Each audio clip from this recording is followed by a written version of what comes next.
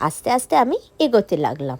বিচে দেখলাম উট আর ঘোড়া, তার সাথে সাথে এই সমুদ্রের ঢেউগুলো যেন আমার দিকে এগিয়ে আসছিল।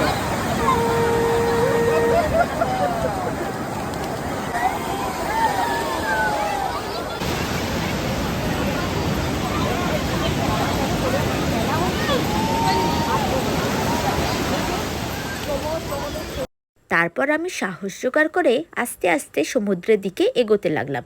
বিচে এসে আমার নারকোল জল খেতে খুব ভালো লাগে।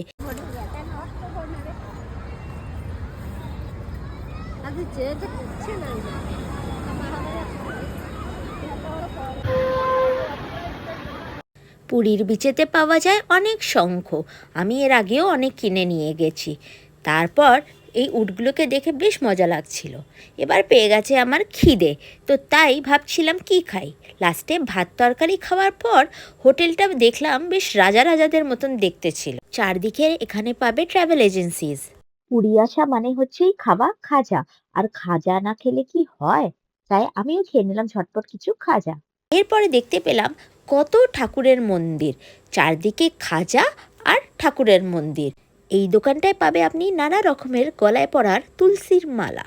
আমিও দেখে বেশ ইমপ্রেস হয়ে গেলাম। আমার মা বলেছিল একটা ঠাকুরের ফটো আনতে, তাই এখান থেকে একটা কিনলাম ফটো। জগন্নাথ মন্দির ঘোরার আগে রাস্তায় পড়লো অনেক মন্দির। ঠাকুর দর্শন করার পর আমি আস্তে আস্তে এগোতে লাগলাম জগন্নাথ মন্দিরের দিকে। সন্ধেবেলা জগন্নাথ মন্দিরটা আলাদাই আলৌকিক লাগছিল। জগন্নাথ মন্দিরের ভেতরে ঢোকার পর প্রথমেই দেখলাম হুন্ডি দেবী মন্দির, তারপরে দেখলাম জগন্নাথ মন্দিরের ফ্ল্যাগটাকে।